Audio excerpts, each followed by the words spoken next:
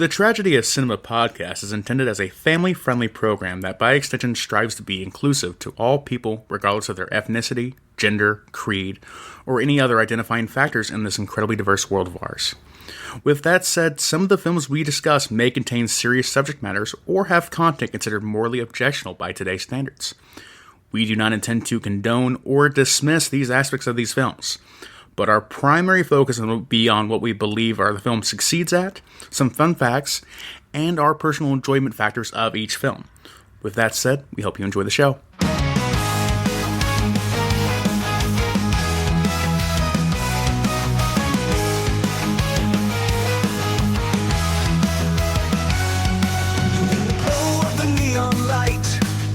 Jimbo and Kyle take flight. 80s dreams on its delight. In the realm of black and white. Movies and TV flow through the stories we all know. Silver screen tales unfold in the magic they bestow. The tragedy of cinema, when the memories shimmer. Join us as we toast to the tales we love the most.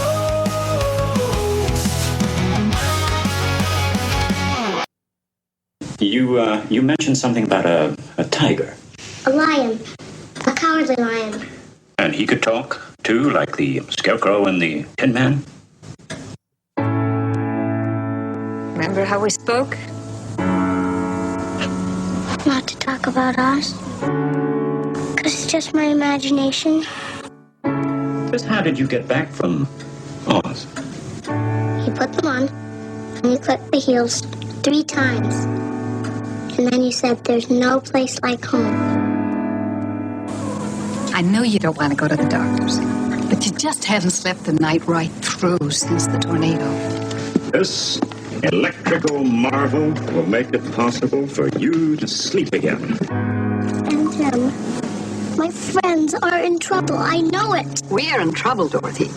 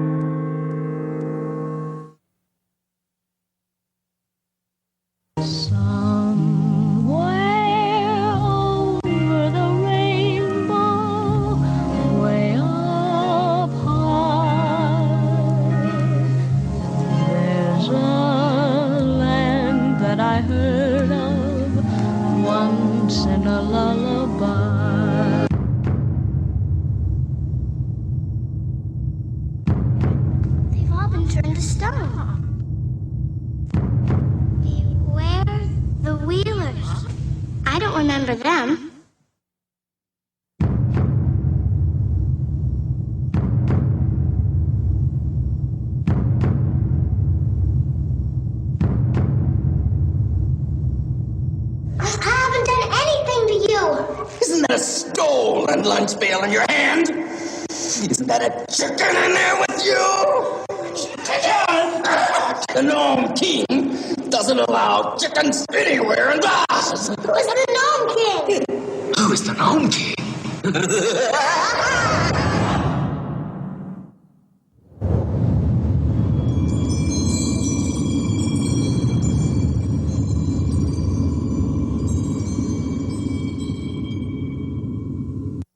All right, guys, welcome back to the Tragedy of Cinema podcast. I'm your host, Jimbo, and I'm joined once again by the fabulous person I let pick out this summer of sequel. Hey, this is Bond, but don't blame me for this one. Right. So before we get started, Bond, we have a little bone to pick with somebody named Emily. Emily is a second grade teacher where Bond teaches down there in Texas. And I tried and I pleaded and I tried and bribed. Bond offered cash to get Emily to come on this episode and talk about this because she is the one that suggested this movie. Bond, would you like to tell the wonderful people what Emily suggested for us to cover this week? When I told Emily that we were covering the summer sequels, she suggested one of her favorite sequels, Return to Oz, a 1985 dark fantasy that's supposed to be the sequel to The Wizard of Oz from 39. Wait a minute. Did she actually say it was one of her favorite sequels? She said she liked this one. Um, I don't know. I don't know if it was one of her favorites, but she said she liked this movie and that we should check it out. Well, I don't think you're in Kansas anymore. So, but okay, I'm not going to be too hard on this movie because it is actually based upon books that were written by Frank L. Baum after The Wizard of Oz. So with that in mind, I went in with a little bit more open mind, if you will, because I have not seen this movie. Bond, it's been close to probably 35, 40 years since I've seen this. I'm pretty old. What was that? 85, I think? In 1985. So was this movie 40 years watching old. it now or back then? Well, I don't know, man. It feels like I was hitting a dip of acid or something when I was watching it now. Or what were the people smoking when they? But them willies have always creeped me out. Oh my goodness, they just before we get too pretty deep cool. into that, let's tell everybody kind of what we're doing, man. We're doing the Return to Oz, 1985 dark fantasy film released by Walt Disney Pictures. So not everything Disney puts out is a hit. Yeah. You are right. It is based on two books by Frank Baum, The Marvelous Land of Oz, 1904, and Ozma of Oz, 1907. Have you read either one of those? I think I have, but it's been so long that I couldn't tell you, oh, yeah, this sticks right with the book or not. I wonder if Em's read them. Emily, she's probably read them. Auntie Em's probably read them. Oh, yeah. Emily's read probably the whole Oz series. This movie is directed by Walter Murch. Hey, Bond, does she like the new musical, Wicked? She loves Wicked. She lives for Wicked. She's a big fan. I guarantee she'll be out there day one when the sequel comes out. Will she be dressed? Will she be dressed up? Maybe. Let me put it this way: you wouldn't have to push her too hard to get her to dress up. You could probably just say, "Hey, let's dress up," and she'll say, "Okay, I'll be there." Man, this movie was back in 1954, Walt Disney Productions bought the rights to The Wizard of Oz. And so they got a big name director to direct this thing. Walter Murch directed this movie. He has won 3 Academy Awards, and he's been nominated for 9 Academy Awards. Mm-hmm. This dude was a director for Apocalypse Now. Yep. Godfathers 1 through 3, American Graffiti, The English Patient. They went all out on the director for this movie. Too bad the story didn't hold up. I think that's where they must have spent all of their money, man. Well, hey, Bond, question. Return to Oz or Godfather 3? Which one was worse? This one. This one's gotta be worse. This has gotta be worse. This movie came out on June 21st, 1985. It's got a running time of 113 minutes. It had a budget of $28 million back in 85. Man. Which translates to about $55 million now.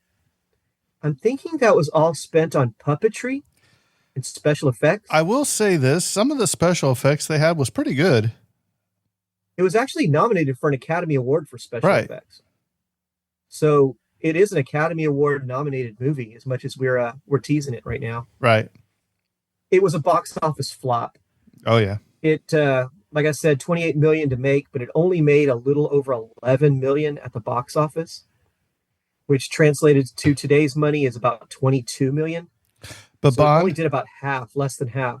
But why don't you take a moment and tell the people some of the movies that it was going up against at the time of this release? Okay, tell me if you've ever heard of or seen any of these movies, right?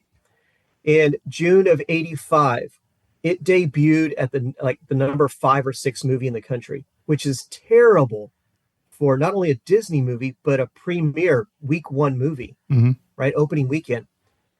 It was beat out by Cocoon, Rambo, First Blood Part 2, The Goonies. Can't deny that one. Fletch with Chevy Chase, Prizzi's Honor, I don't know if I've seen that one. Then you squeeze in this movie. Right underneath that was A View to a Kill, the James Bond movie, and Brewster's Millions with John Candy That's a and funny Richard movie. Pryor. Great one, right? So that's like a top 10 right there. And I'm thinking, no wonder it ended up somewhat near the bottom Right. of that list. There's no way. I mean, think about all those movies are classic movies. Cocoon's a classic movie. Rambo, Goonies, Now, all those are classic movies. now I have a question. Do you think this movie would have been better if they would have released it or had it done maybe like 3 to 4 years after the original, like in the original Wizard of Oz, and still had Judy Garland playing Dorothy and all the characters from back then? Do you think it would have done better? Oh, definitely. I think we would be talking about that movie in the same breath as The Wizard of Oz. Do you think it's because it wasn't a musical too that it didn't hold up too? I was going to get into that, but yeah, I think so. I think there's a lot of little factors Right. that go into why this movie wasn't the big blockbuster hit, or why we don't talk about it today in the same, in the same breath, in the same motions of Wizard of Oz, because most people don't even know the sequel exists. Right. And I think a lot of it has to do with there's no music in it. There's not a musical. Where the first one, you think about The Wizard of Oz, you think about the classic songs in that thing. The the Over the Rainbow, right? Follow the Yellow Brick Road. If I only had a brain. Yeah, exactly. And so if you would have come out with this movie as a musical in, let's say, 1942, 43, I think it would have been just as big a hit as the first one. Oh yeah. And I wonder why Disney waited until, what'd you say, 1954 to secure the rights? Yeah, 1954 they got the rights, but they didn't do anything with it till 85. Right. That's another mystery. Why? Yeah, and you're thinking by that time, you're looking at, 46, 47 years in between sequels? Yeah. So, I don't know, man. I also think that it also has to do with casting. I hate to say that, but it might have to do with casting on this one. Let's go into that a bit, man. You're looking at Fairuza Balk plays Dorothy Gale. Fairuza Balk, I found out the word Fairuza is a Persian word. She's Persian. It's a Persian word that means turquoise. Huh. And that might have to do with her eyes, because she has those bluish green eyes. Yep. That are kind of captivating. This is her first movie, her movie premiere. She was nominated for a Saturn Award, which is a Young Artist Award. Right? She was also, I know her from the movie The Craft. That's where I know her from She too. plays like the creepy goth girl leader of the witches. She was also in American History X, I believe, as the girlfriend. She was also in Waterboy, Yep. where she plays Bobby Boucher's girlfriend. Yep. That's probably where most people know her from, right? This is her first movie. It stars, she plays Dorothy Gale. We also have Nicole Williamson as Dr. J.B. Worley, also the Gnome King. He's a British actor. He was Merlin in Excalibur. Yep.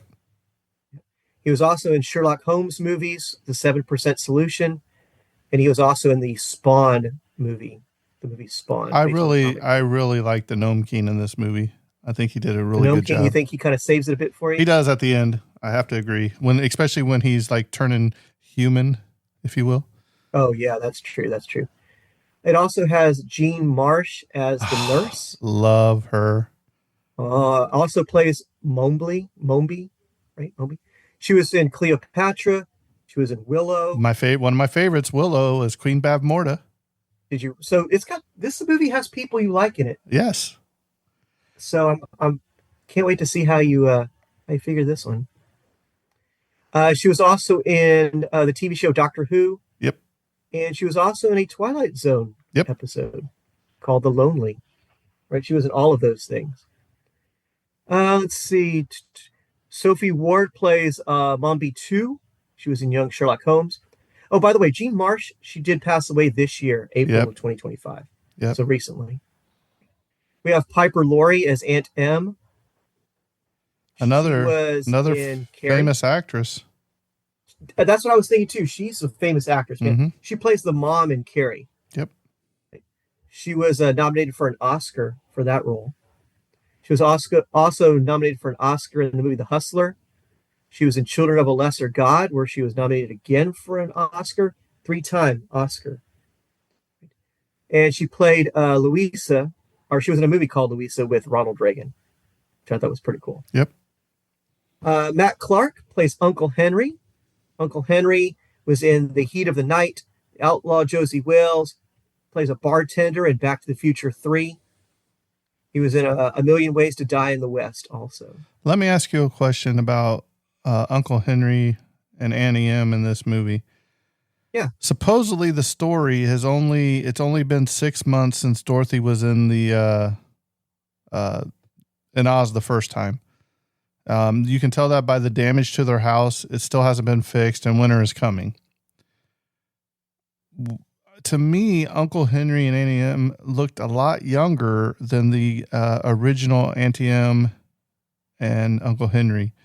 And I think that kind of will throw people for a loop too, because even Dorothy looks younger than what she did. So that kind of plays with your psychology going into this, because Uncle Henry, he's running around and all that looking for her at the end of this movie. But in the first one, he barely got out of that chair. You know what I mean? So, yeah, exactly. It's like they de-aged somehow. It's weird. Right. That's just crazy, man. There's some voice actors too that I thought I'd name. Denise Breyer plays Belina, the chicken. Ugh. She was also in the movie The Labyrinth, Labyrinth, Yep. I guess. Sean Barrett was TikTok. He was also in Labyrinth and Dark Crystal. Did you like The TikTok? one that stuck out to me was Jack Pumpkinhead. Jack Pumpkinhead's voice was played by Brian Henson. Brian Henson is the famous son of Jim Henson from the Muppets. Did you like TikTok? No, I didn't like any of the puppets at all. Really? You didn't like? I liked the Pumpkinhead. I thought he was pretty good. Really? No, I didn't like any of the puppets at all. I thought they were all creepy. They were all kind of weird. I mean, even when the chicken first talked. Oh yeah, the chicken is kind of weird. What about when the chicken talked? I was like, "What's that?" What about the moose head? You gonna say his name? The what they call him? Oh, Gump. Goplin or something? Yeah, Yeah, Lyle Conway plays the Gump, and man, that to me pushed it over the edge. Yeah, that's just such a weird character to have in this movie. Well, and let me ask you a I'm not gonna go question. through the whole plot, but it's about Dorothy returns to the land of Oz and finds out it's been conquered by the Gnome King and his princess accomplice, Mombi. Dorothy has to return Oz. She uses her new friends, Belina, TikTok, Jack Pumpkinhead, and the Gump to do so. And like I said, I think that all these little puppet people were just a little bit too weird and strange for me. And that's what kind of threw me off. And I think that's another reason they say it did poorly at the box office, is because it was too scary for kids. Right. Well, I mean, I think it even got scarier before she even goes back to Oz, is when, she's in that psych ward and they're getting ready to do electrotherapy on her. That would scare the living daylights out of any 8, 9, 10-year-old. Yeah, she's like in an insane asylum or something. They're like going to perform a lobotomy on her. Right. Now, let me ask you a question. When she steals the life powder from the cabinet and she puts it on Gumpy and all that, why didn't she put it on TikTok? If she put it on TikTok, would he have never had to wind up again because he was alive? I know. You see what I'm saying? Yeah. He always had to rewind. He always had to rewind his brain function or his strength function. Yeah, it would die out. And then there was so many aspects of this movie that didn't connect with the first one. Mm-hmm. I think another big aspect of this one that didn't match was the coloring, because when they go in the original Oz, they go to Oz and there's this Technicolor, everything's super bright, the colors are exaggerated, I guess. Mm-hmm. Where I didn't feel that one in this one. I know it's because Oz was taken over and it was supposed to be somewhat darker. Right. It was dark. It was it didn't feel like Oz when she was in Oz. Right. I agree. So do you think that Oz really exists, or do you think that it's all in Dorothy's head? See, now you've already opened up the rabbit trail this early into the podcast, Bond, but from what I've gathered from theories is they don't know if she ever went to Oz to begin with, because if you remember in the first movie, the window pane opens up and knocks her in the head and she goes unconscious and wakes up. In this one, you know, she goes into the water, and basically passes out and wakes up in Oz, and they find her at the end on the water bank. I don't know, man. I don't know. What do you think? I don't think Oz exists. I think the first one was a tornado. Something like you said, the window pane bopped her in the head. Their whole adventure in Oz doesn't really happen, and she wakes up. Well, and this one's same thing. She gets knocked out, same thing. Well, let's think about this, Bond. In the first one, no. See, now you made me think of something I never even thought of before until right now. In the first one, how does Dorothy get to Oz? Do you remember? There's a tornado, and it's spinning, and the tornado picks her up. Picks what up? Picks up her house. At the end of the movie, where is she? She is in bed, isn't she? Where at? In her house, in her bedroom. So if the tornado picked up that house at the beginning of that movie, and threw it into Oz. But even if it landed it back down, number one, it wouldn't be in the same spot where her family is. Number two, it would have been totally destroyed. I had never thought about that to this exact moment right now. But yet it's perfectly fine. Perfect. Nobody even mentions the tornado. Right. Isn't that crazy? Because that's why you go back to this movie and you see, I guess they tried to cover that in this movie because they say, oh, the house is damaged here. And it's been 6 months since that tornado, but it's still on its foundation and everything. So was Oz all in her head all along? That's a great point. Yeah, I personally think there is no such place as Oz. I think it's in her imagination. Okay. Her deep, deep subconscious. Yeah. And I'm sure if you... And I think that's why she recognizes... analyze each character that she meets. Well, that's why I think there's people that are in both worlds. They're anti-M, or not anti-M, but like, the Scarecrow and Tin Man and how Cowardly Lion, they were all the farmhands in the first one. The Wicked Witch of the West was at, what was it, Elmira Gulch or whatever, that was on the bike, so you had all these people that were in her life and she loved some and some she was scared of or hated. That's her subconscious. Right. Out, man. So, but do you think another thing that might have hurt this movie was the fact that none of those characters come out when she goes to Oz? They come out as statues. They do. The Scarecrow comes out at the end, but it's not your same looking Scarecrow, if you remember. Also, she rides in on the Cowardly Lion. Remember? Well, that's true. But it doesn't look... They don't look like the Cowardly Lion. Doesn't look like the Cowardly Lion from the 1939 movie. Right, but it looks more like how Frank L. Baum had suggested they look in the book, is what I'm getting at. Mm-hmm. So this is more of a direct sequel to the book than it is to the movie, is what I think is the problem. And that's where a lot of people get confused. Why a lot of people love this movie too. Right. Would you like to see them, let's say Disney Plus come out with a whole new Oz series where it does The Wizard of Oz and then it goes through all of his other books and maybe make more sense? Would you like to see that? Are they starting at the beginning? Yes, at the beginning. Is it a musical? It can be. I don't know. Does it sell? Right. I mean, if it was a musical and they were able to adopt the songs from the first movie, and mix those with new songs. Mm-hmm. So you'd have Somewhere Over the Rainbow, and then later in the movie, or later on the TV show, you'd have a new song, and then you'd have another song we know. Right. You kind of mix it together like a soundtrack, and you stretched it over X amount of seasons, over the X well, amount let's just say like a new trilogy or 4 movies, because, we've got the Marvelous Land of Oz, and then you got Ozma of Oz they could make. Do you think it could be pulled off as a trilogy? Kind of like Lord of the Rings or something where they filmed them all at the same time. I think you could. I think so too. I think it'd be a money maker. This movie that would be spoiled and go, no way, this is nothing like the 85. Except Emily, she's going to be upset. Emily's the only one that'd be all, this is a ripoff. That's not the Gump. That's not how it looked.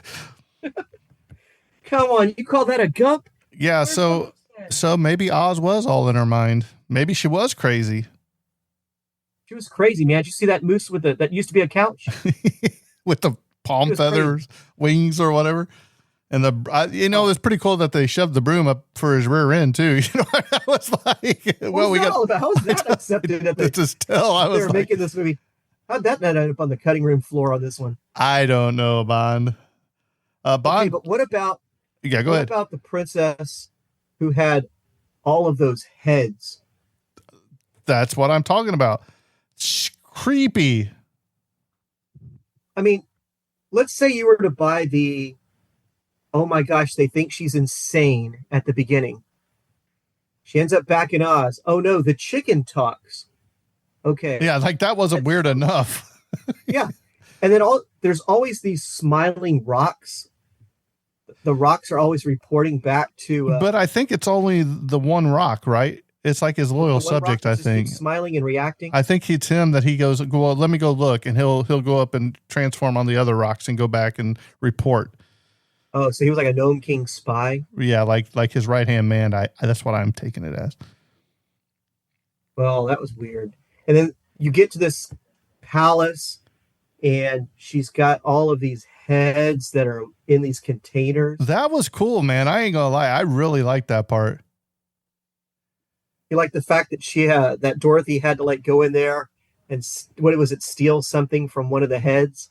Yeah, she went in there to steal the life powder. Remember that could animate stuff, and then she proceeds to pour it on the moose head and make it a flying bed or whatever. But I thought it was really cool when she, all the people that were locked up in those cases, they're all looking at Dorothy, and the queen or whatever takes her head off and sticks it in, and then she goes and she looks at it and picks out another one. And I thought that was really well done. That's some of the stuff I liked about this movie. But I was trying to think, is any of these from Dorothy past? Like, was any of them any of the orderlies from the psych ward? I was trying to put them together, and I just couldn't really match them. I agree with that, man. The only one she brings with her is Belina, the chicken. And she's like, whoa, you can talk. Oh, yeah, I can talk in Oz. And then, okay, so what's up with the Gnome King and his fear of chickens? The chicken lays an egg? He's allergic to chickens. Did you not know this? He's got a chicken allergy. That was the dumbest ending I've ever seen to a bad guy. I blame Emily for that one. The chicken lays an egg. Blame Emily for anything in this movie. Lays an egg out of the pumpkin head, and the egg, because the hen has not laid an egg for I don't remember how long she said, and then she lays the egg and it rolls out of the pumpkin head's eye and it goes down the throat of the king, and he's like, an egg, it's poison, awesome. Poison. Okay, hey, do you think that? Do you think that the rollies were actually the winged monkeys? I thought that too. I was like, okay, this is this version of the flying monkeys are these wheelies. But then is the wheelies the cart that she's brought in on before she's about to get her electric shock treatment? Is that where that deep fear of subconscious comes from? Or is it on the gurney wheels that where she's strapped down to? Never put that together either. Yeah, but those wheelies, I have to give those guys some credit. Anybody who played a wheelie in that movie, that's some skills. Yeah, I mean, just wheels to be on for feet, wheels for hands, and somehow they're able to guide them through the land, unless they were on remote control. I don't know how they did that, but to me, that right there was one of my favorite special effects in the whole movie. Oh, yeah. Because I was like, okay, that's pretty cool. I like the way they did that. I think the most tolerable was probably TikTok. He was the most tolerable one. Really? Like, okay, TikTok's not so bad. Oh, TikTok was stupid. The way he walked and everything. He was so slow. I know. And he's like the what is he, like the sergeant of arms of the army or whatever. So TikTok is this movie's version of the Tin Man, right? Yes. And did you notice the scene where she's talking to him and he cries and she's like, don't cry, because he's got the little green thing. Remember, she said that to the Tin Man in the original movie, too. So there's a lot of stuff that is thrown back to the original movie that they've thrown in. True. And then there's the girl from the sanatorium is the princess. Yes, but was she ever actually in the sanatorium to begin with? That's what I'm saying. I think maybe she was in the sanatorium, but she wasn't in Oz because Oz doesn't exist. Or is that why the princess with the many heads, remember she had her ghost or whatever, a spirit at the castle. Maybe she had somehow shoved her back to the real world, into Kansas. I don't know. That's what I'm saying, man. This movie, here's something I will give my coworker, Emily. This movie's a lot deeper than it seems on the surface, I think. Yes. Because when you first suggested it, I was like, man, I remember not liking this way back then. But I'll give it another shot. So it's one of those movies that as I was watching it, I didn't remember anything about the movie until it started happening. Right. You ever done that where you go back and watch a movie that you haven't seen in forever? I remember when I was a kid, I remember the electrotherapy because that scared me. I remember the Willies because they scared me. And then I remember vaguely TikTok and the Pumpkinhead, but I didn't remember the Gnome King at all. I didn't remember the lady with the many heads. So I didn't either. The only one I remembered was the Pumpkinhead. Right. The only one I really remembered was the Pumpkinhead. Well, let's go ahead and talk about some of the trivia for this movie, Bond. And you can interject as we go along, whatever you want, or if something comes to your mind. See what you got. So Tim Burton has acknowledged that old Jack Pumpkinhead from this movie is an inspiration for his iconic character Jack Skellington in The Nightmare Before Christmas, and you can totally see that because Jack Skellington's black and white version. Jack Skellington's known as what? The Pumpkin King. Exactly. So Disney actually fired director Walter Murch about a week into production due to budget concerns. The studio found dailies lacking and Murch's slow shooting pace disheartening. Murch contacted friends. This is his friends. Okay. These are the people he ran with: Francis Ford Coppola, Steven Spielberg, and George Lucas. I mean, that's awesome. I mean, yeah. So, I mean, if you're going to have friends, that's some pretty good friends. So he called them all for help. I would love to be at a dinner with those guys. Right. And all three of the directors lobbied Disney to rehire Murch. So all these guys are saying, hey, you need to hire him back. Lucas even offered to take over directing himself should Murch fall behind schedule. I mean, okay, so time out right there. You have George Lucas. He has just finished Return of the Jedi in 1983. Yep. And he says, I'll do the sequel to The Wizard of Oz 2 years later. If this guy doesn't fulfill if he falls behind his schedule. Yeah. Yeah. If you're Disney, how do you not just be like, okay, let's go, fine. I'd sabotage the set. I would sabotage the set so he fell behind so I could get George Lucas, right? Exactly. I'd come up with every excuse. Well, not only that, but if Spielberg or Coppola call you up and you're working for Disney and they say, hey, you guys need to rehire this dude. Not only that, but think about it. So George Lucas comes in to help direct this movie or overtakes the movie. What does George Lucas have that this other guy doesn't have? Industrial light and magic. Can you imagine the special effects he could have called in to get pulled off if he could have kept it in budget? Exactly. Ridiculous. He's already working with Oscar-winning special effects. Right. I mean, I would have called Kenny Baker up to come get into TikTok, right? No, that would be awesome. Yeah. So Murch finished the film on schedule, though while in post-production, studio management changed. So they were like, oh, well, we got to change the management. The new executives had little faith in the movie and doomed it with limited promotion and a short theatrical run. That you're going against some pretty powerful movies of the time. This was the first film to use the Walt Disney Pictures logo with the rainbow going over the blue castle. I thought that was pretty interesting. Wow, that's cool. All right. So Firuza Balk's ruby slippers were specially handmade with imitation rubies and rotoscoped in post-production to give them a magical look. The rubies were actually glass beads imported from Austria and individually attached to the shoes with a special spray adhesive.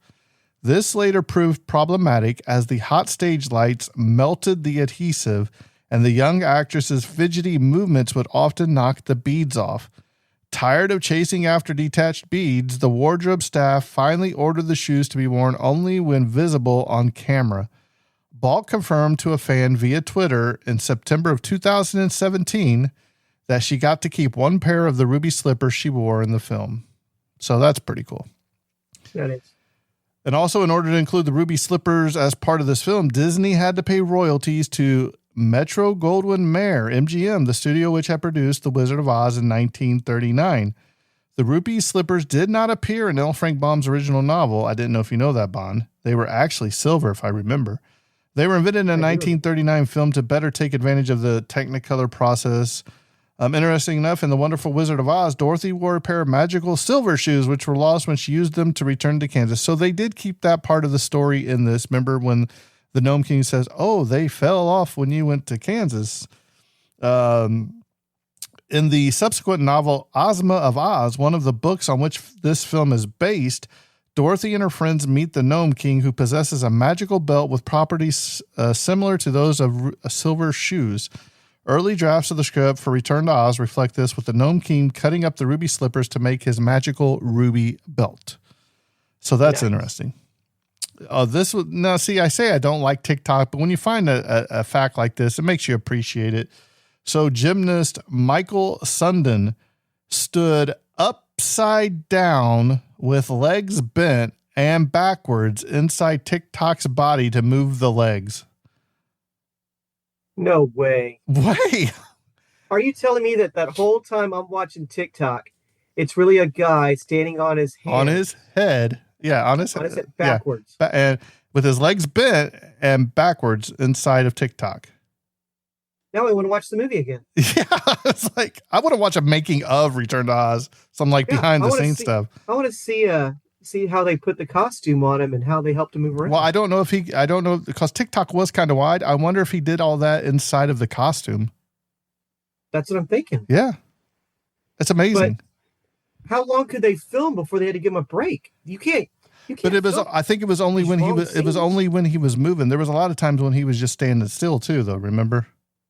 I guess so. Because his coils were wound up, his gears. But I thought that was that was probably a really cool fact. One of the coolest ones I found. So originally Scarecrow, the Tin Woodsman, and Cowardly Lion were all to have more prominent roles in this film. However, budget cuts forced their appearances to be reduced to mere cameos. Mm-hmm. If I'm them, I'm putting them guys in the movie and I'm cutting the stupid moose head, the Scarecrow, the Gulp, and TikTok, and all of them. I'm cutting all of them, putting the main guys in because that's who people know, and that probably would have sold more tickets.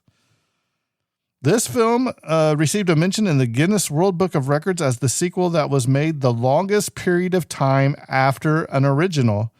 It was released 46 years after The Wizard of Oz in 1939. Bond, do you know what movie broke that record?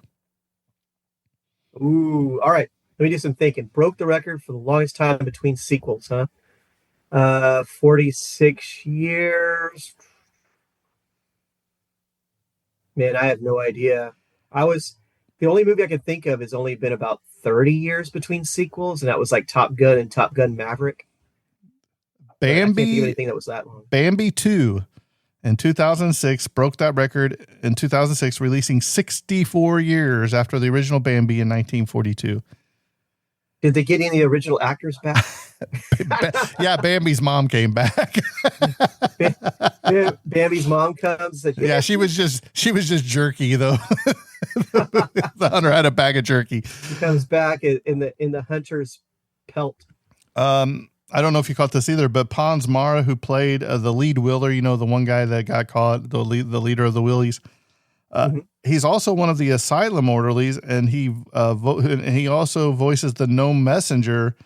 Also served as movement coach on the film, working to develop the postures and movements of the Scarecrow and Jack Pumpkinhead. So he was wearing many hats for this movie. And there's your connection between the asylum and the Wheelies too. Right.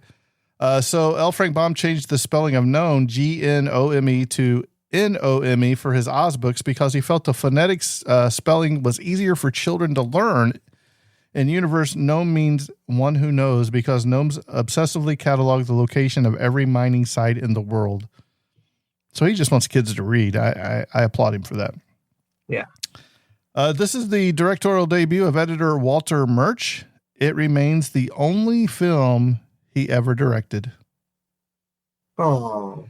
You would think with Spielberg and Francis Ford Coppola and all them guys that you could pull some strings, but That's terrible. well, so was this movie. But no.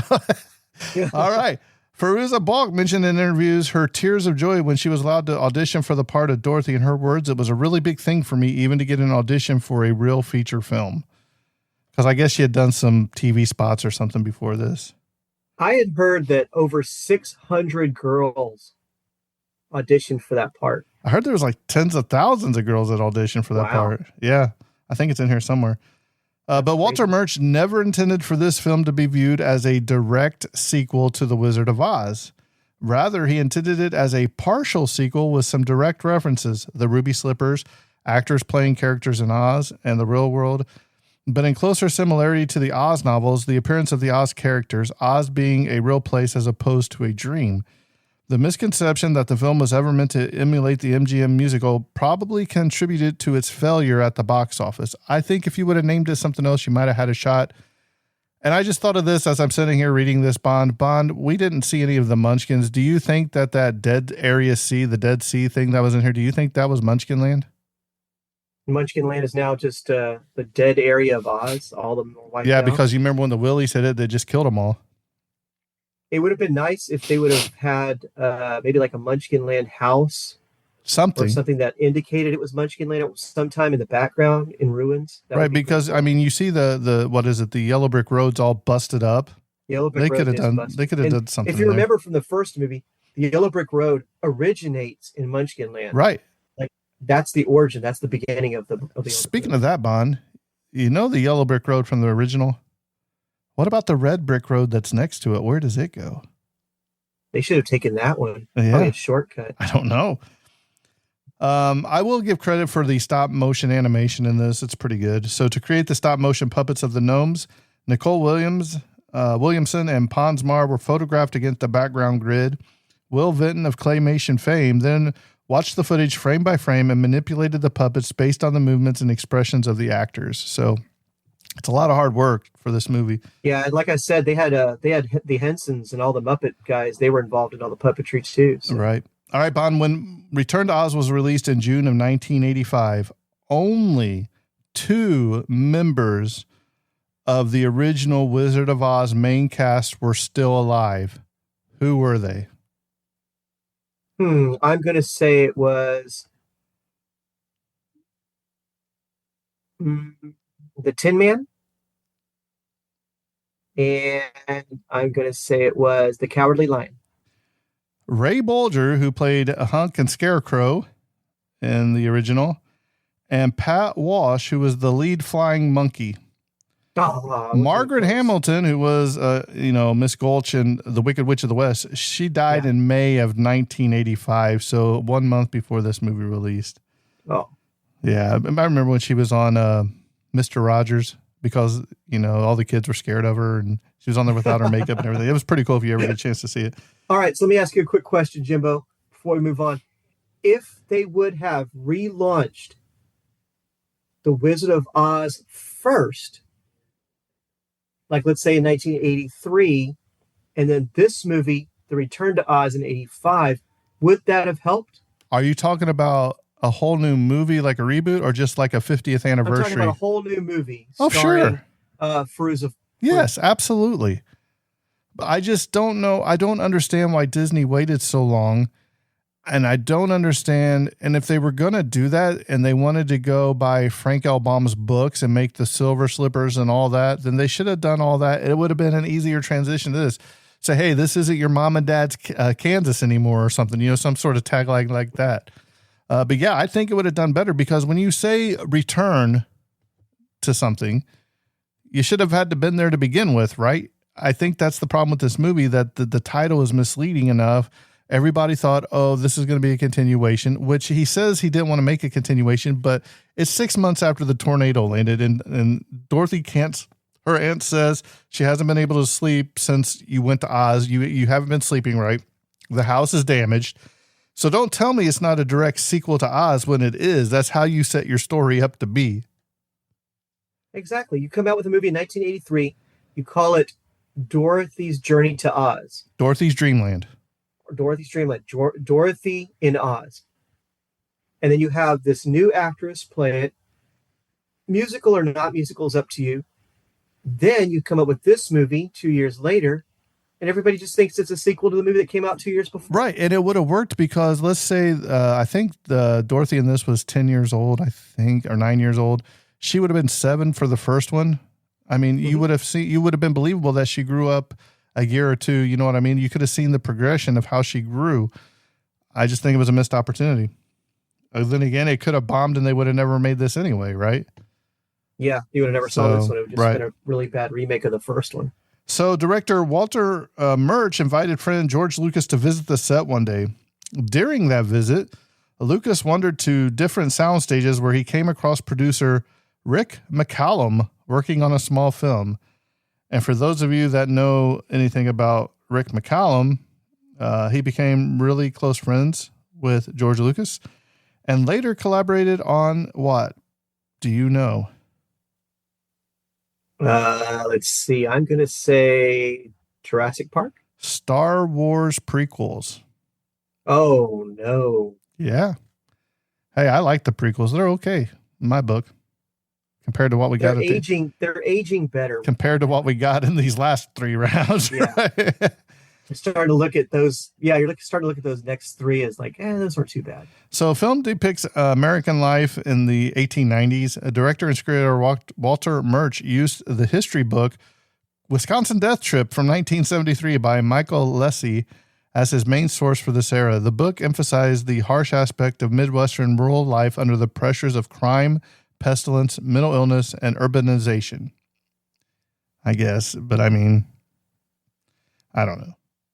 So several additional scenes filmed for the opening Kansas sequence, including a face painting scene between Dorothy and Aunt Em, Balana running through the farmhouse kitchen, and Uncle Henry reading a newspaper clippings detailing Dorothy's disappearance after the cyclone.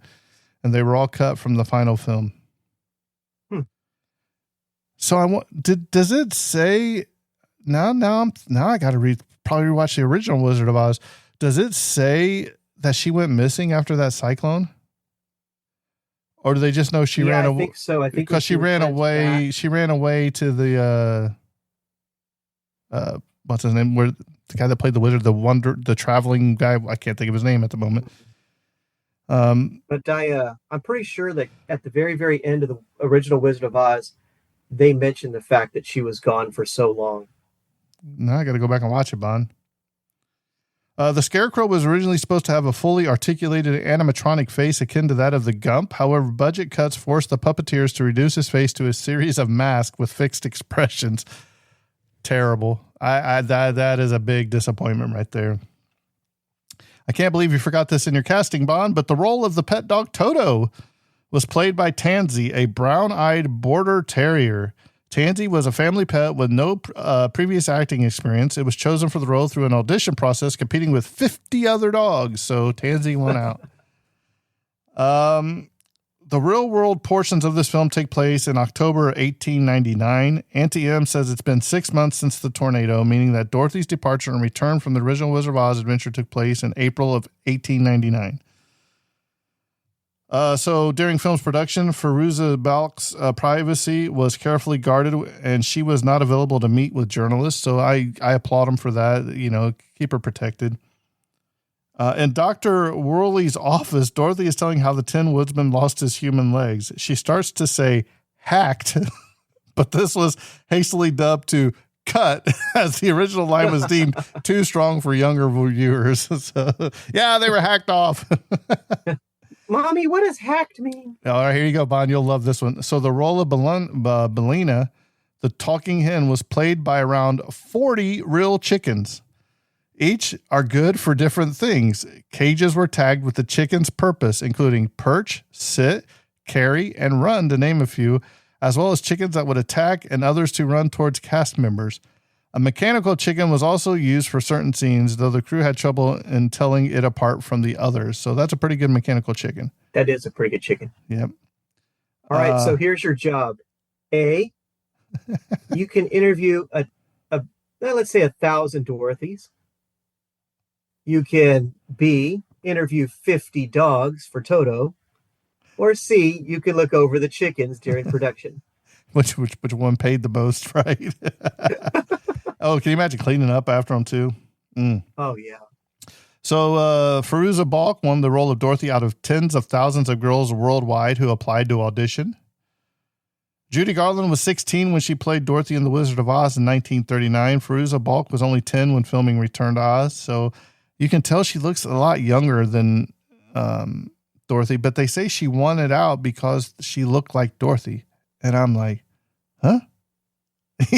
What? Yeah, I once again, I think that's another problem that this movie has is you're buying that this new actress is Dorothy, and you're like, but I don't think she looks like the original Dorothy in the movie at all. Right. So Walt Disney Productions acquired the rights to this film for L. Frank Baum's Oz novels in 1954. Their only previous use of the rights was the unfinished feature film Rainbow Road to Oz. By the 1980s, the film rights were about to expire when Walter Murch proposed making another Oz film. The Disney executives figured that it was their only chance to use the rights before their expiration date. So that's why they were like, well, we might as well make something. The character of the movie's version of Princess Mombi is based on that of Princess Langwidder in Frank L. Baum's Ozma of Oz, who ruled the land of Ev across the deadly desert from Oz. As in the movie, Langwidder had regularly changed her head and locked Dorothy in the tower room of the palace. So that's pretty cool. It was in the book. The film introduces the character of Princess Ozma, the rightful ruler of Oz. She was introduced in the novel The Marvelous Land of Oz in 1904 and continued to play a major role throughout the novel series. Initially, L. Frank Baum depicted Ozma as a regular human girl, but later retconned her into an immortal fairy or possibly a hybrid. So, I don't know. Nurse Wilson's... But the original movie doesn't make any reference to her at all. No, because who rules the land of Oz? Yeah. The wizard. Exactly. Right. They don't make any reference to some secret princess of Ozma. No. Nurse Wilson's dress is symbolically similar to that of the Wicked Witch of the West's costume in The Wizard of Oz in 1939. So I'd like to go back and take a closer look at that. In the late 1950s, the Walt Disney Studios did toy around with the idea of making an Oz movie of its own using some of the Mouseketeers from the Mickey Mouse Club in 1955. That probably had Annette Funicello in it, I'm sure. Yeah, I was going to say Annette Funicello would have been in that. But guess what they decided to make instead there, Bond? What did they make? Babes in Toyland in 1961. And guess what that starred? Ray Bolger, who was the Scarecrow from the original Wizard of Oz. So they had the rights to Oz. They had Ray Bolger, but they didn't put a 1 + 1 = 3. Right? He didn't have a brain. Yeah, they didn't think to put those two together. Come on. I know. The scene where Dorothy falls onto the couch with a thud and onto the Gnome King's mountain was done in 11 takes. So, I mean, that's a lot of falling. Ouch. Firuza Balk performed her own stunts for the film. Her co-star Emma Ridley was allowed to use a stand-in for dangerous scenes. Hey, well, that's this little girl's first movie. Oh, yeah, she's probably like, no, I'm good. I'll do it. But you got to remember, she only worked, 4 hours a day, I think I said, or it's in here somewhere. Oh, that's not too bad. Yeah. The film's location, shooting at Salisbury Plain, turned out to be difficult due to freezing temperatures. Firuza Balk reportedly cried from the cold, but never complained about the harsh conditions. So it's probably so cold she's got tears going down her face. We've all been there. Well, I don't know, you live in Texas, but up here it gets so South Texas, man. I've never seen it gets so cold. Sometimes your face just freezes and you just cry. You can't stop. It's just tears are falling. When the desolate Emerald City is first seen, there is a close-up of a relief portrait of a creature with a lion's head, a monkey's body, and an eagle's wings. This is a faithful reproduction of John R. Neill's portrait of the aptly named creature Lee Mun Eeg, which appeared on the back cover of The Magic of Oz, an Oz tale by L. Frank Baum, first released mere weeks after the latter's death in 1919. That's cool. Let's see here. Walter Murch had scouted a number of filming locations to double as Oz in the film. Last-minute budget cuts forced the production to shoot almost entirely on sound stages and backlots. I heard he wanted to shoot, I believe, in Italy, and there was another place that he was looking at, but they had to cut it out. Oh, here it is. The child actress Firuza Balk was permitted to work no more than 3.5 hours each day, restricted to between 9:30 a.m. to 4:30 p.m. This period included breaks and private education tuition, so she was still getting her schooling. That's when they started actually looking over child labor laws when it comes to actors and actresses and stuff like that. Right. So Vince Cross composed a tie-in song, Return to Oz, which was released as a single on the Cherry Lane label, sung by Victoria Wood. It was not used on the soundtrack and is not on the official soundtrack album. So you have a tie-in song, but you don't put it on your soundtrack. And I think at least put it on the end credits or something. You know what I'm saying? Play it at the end. I will say this, that end credit I was watching, that music at the end, that's really good. I really enjoyed it. It's just an instrumental, but I really enjoy it. I like instrumentals like Dragonheart or whatever. I think those are great. So the river scenes of the film were shot in a soundstage, and the water used was warm. Emma Ridley compared it to a hot jacuzzi. No wonder they didn't care if they were going down the river. You talked about what movies were out with this. So this was actually the third feature length sequel. This was the third sequel to Wizard of Oz.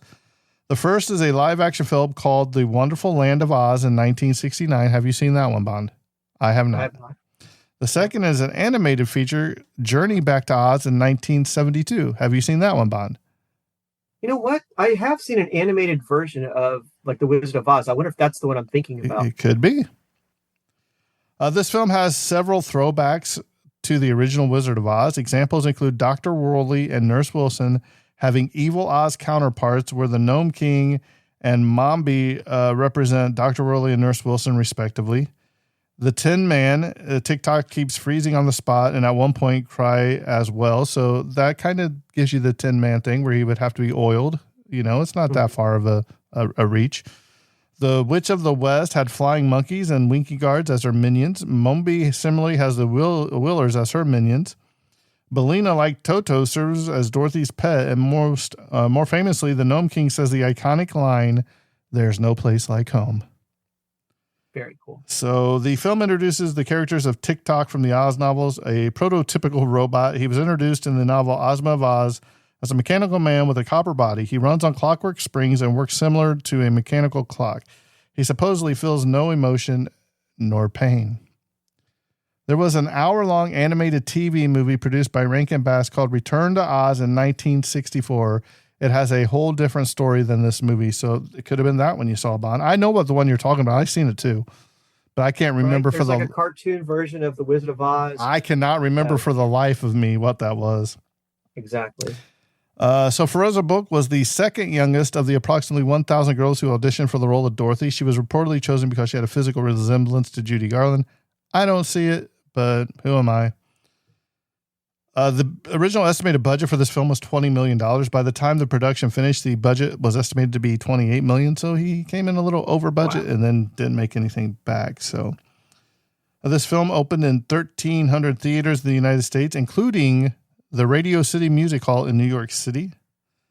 The film received its initial release for the home video market in December 1985. It was available in VHS, Laserdisc, and Beta.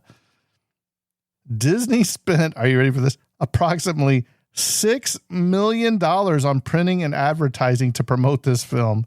$6 million, dude. They spent over half of their profit that they're going to rake in from this. Man. Did so poorly too. That's terrible. Oh, yeah. The film introduces a version of the character Mombi from the Oz novels. In the novels, Mombi is the deposed Wicked Witch of the North and a primary foe for the royal family of Oz. She was introduced by L. Frank Baum in The Marvelous Land of Oz in 1904 and never appeared again in Baum's work, but has been used by other Oz authors. This was the 119th live action film produced by Disney. I thought that was pretty interesting. Man, Bond, would you say this might be one of their worst live action movies out of the 119?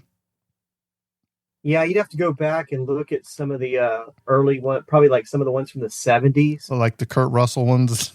Yeah, the one where like he's remember the one where he's like a Tarzan like figure, Yeah. but becomes like a decathlete or something. Yeah. There's some pretty bad ones, and I'm sure the first little Herbie the Love Bug did great, but I bet you some of the sequels didn't. Yeah. According to animator Douglas Aberley, he stated that it took him 4 takes to animate the Gnome King's death. So that's pretty good if it only took him 4 takes. Yeah, that's pretty good. So this had a short principal photography time. Its shooting began on February 20, 1984 and wrapped up in October of 1984. So that's not very long at all, about 8 months. This film is dark and frightening. It was done to make the film different from The Wizard of Oz in 1939 and make it darker, scarier, and less colorful and make it much more darker experience for Dorothy and for the viewers. The film's darker tone follows like any other 80s sequel that were darker, like Star Wars, The Empire Strikes Back, Star Trek II, The Wrath of Khan, and, there's a couple others you could throw in there as well. The cameraman, Freddie Francis, quit after shooting the Kansas scenes, fed up with the delays in the film's production. He's like, I'm out. All right, here you go. You're going to love this. Guess who was considered for the role of the Gnome King? I'm hoping it was Robin Williams. Christopher Lloyd. Oh, that would have been so great. Cool. So this movie shares a lot of King Arthur connections. Nicole Williams, who was the Gnome King, played Merlin, as you had stated earlier. Jean Marsh played Morgan Le Fay in A Connecticut Yankee in King Arthur's Court in 1989, and also played Morgaine, a version of the same character, in Battlefield Part 1, Battlefield Part 2, Battlefield Part 3, and Battlefield Part 4. We already talked about that. So, yeah, I think that's enough of the trivia. Bond, I'm going to let you start this off. I want you to give me your thoughts, feelings, rating of this movie. All right, so here's all that good stuff. First off, I just want to say thank you, Emily, for suggesting this movie. You're just saying that. You're just saying that because you got to work with her again. I got to see her tomorrow morning, man. So this won't be released this week. If I could lay on a layer of butter on that one, I can do it. But I want to thank her for suggesting this movie. I hope more listeners and more of our fans do the same, that they start suggesting movies too, because I always think that's fun when they have a connection to this movie. I personally don't know what connected her with this movie, but it didn't connect with me at all. I thought this movie was creepy from the beginning. I kept asking myself, who is this movie made for? Because it wasn't dark and adult enough to be an adult movie, but it wasn't kid-friendly enough to be for kids. I don't see how any little girl watching this movie would have liked this movie growing up. They would have been creeped out. I think that overall, I got to give this movie maybe like a 4, and that's just for the special effects. And I do think that she played a good Dorothy. I think it's terrible she had to follow Judy Garland. Oh yeah, that's hard. That's a hard shoes to. That's hard ruby slippers to fill. Exactly, those are some hard ruby slippers to fill. So overall, I think that she did a good job. The special effects are great in this movie. I can see the Tim Burton being influenced by this movie. My overall rating's a 4. My prop is anything that doesn't have to do with the Gump, because the Gump just freaks me out. So if I could just have anything else, I'll have a mechanical chicken, one of the mechanical chickens. How about a Bellina? A Bellina? It looks like a real chicken. All right. Well, like I said, this has been a long, long time ago in a galaxy far, far away. I watched this movie. So, Emily, I thought I had forgotten about this. I must have shoved it to an empty compartment in the back of my brain that made me forget, because I don't remember a whole lot about this movie. I will say, Dorothy, she's kind of creepy. She's got those eyes. But this does make up for some of the factors with its special effects, especially at the time. But then again, you have George Lucas as a friend. You could have called in a favor and said, hey, what do I do with this? I don't know. I love the lady with the interchangeable heads. Jean Marsh. I think she does a fantastic job with that. She plays a good bad lady. And I really like the Gnome King, not so much the clay animation part, but where he's actually starting to turn human. Because if you remember TikTok and the Pumpkin King and the Gulp or whatever, they all had to go in there and try to find which ornament the Scarecrow was. And everyone that failed, he was turning into more human. And that was cool. When the princess comes, she's like, oh, she's got a chicken with her or whatever. He's almost like human, and he looks really cool. The makeup is really well done. The ending where Dorothy's in there and the king, the Gnome King comes out and he picks up Jack. He's getting ready to eat Jack, and the hen lays the egg and it goes down his throat and poisons him. I was like, I wasted all this time for this ending. But I'll tell you what, I don't love this movie, but I do like this movie, and I'll tell you why. Because number one, it's different. I don't like remakes. Sometimes you watch a movie and they just rehash the same old stuff. So for creativity, I like this movie. It's something different. You didn't know what was going to happen. It's been so long, I don't really remember what's going on. It's creepy. It's kooky, it's mysterious and spooky, but it's not the Addams Family. True. So for that, I'm going to give this a generous 6.5 stars for the summer of sequels. Oh my goodness. I have to work with Emily, I know. That's why I gave her a 6.5 and you gave it a 4. So she'll say I'm her favorite, right? Yeah, thanks a lot. But I would like to know what Emily, have Emily message me, because I want to know what she ranks this as. And also you, the listeners, when I put it on Facebook, I want you guys to tell me what you guys thought of this movie. If you liked it, you didn't like it, and why. Because it is so different. It's not what you're expecting the movie to be about. It's what the movie's about. Now, don't get me wrong. When you watch it, it's like somebody was high on acid and drugs and drunk or whatever when they created some of these sets or whatever, because some of them are really, really weird. But I do like the gloomy side of it. There's some good cinematography shots, and the special effects that the guy had to deal with. I get it, but maybe you should have looked at your budget and budgeted in some more, make it easier for yourself, instead of having to, go right up to the date or actually get fired or let go because you were running behind and not getting your daily production shots done, and had to call in the three amigos of Francis Ford Coppola, Spielberg, and George Lucas to come help you. And then to have George say, hey, I'll come over and finish this for you if he doesn't get it done. I mean, I would have been all over that. So there you have it. 6.5 for me, 4 for Bond. Jimbo wins.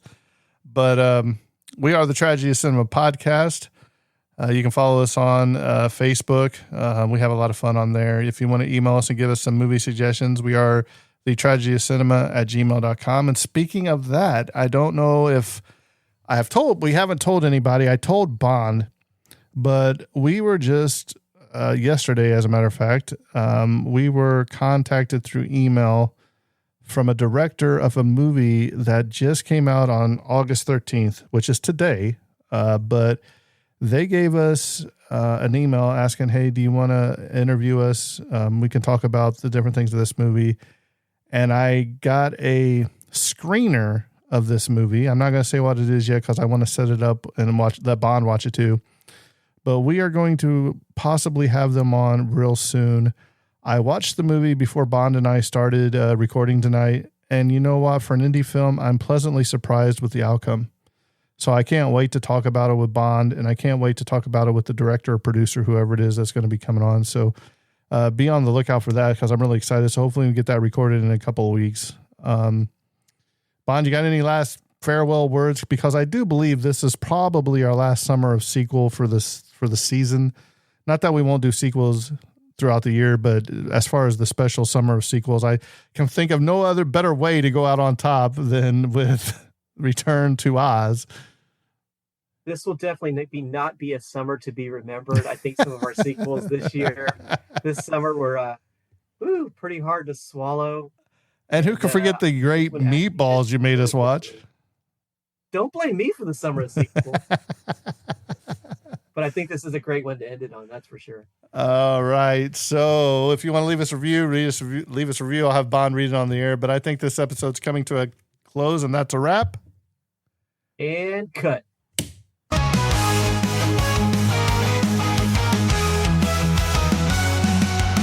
tragedy of cinema, where memories shimmer. Join us as we toast to the tales we love the most. The tragedy of cinema, where memories shimmer. Join us as we toast to the tales we love the most.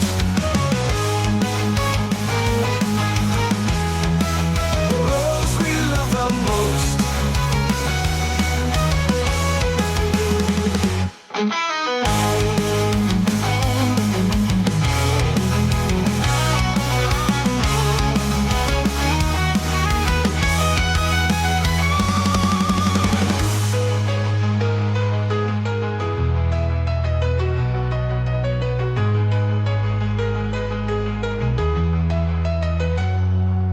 The tragedy of cinema, when memories shimmer.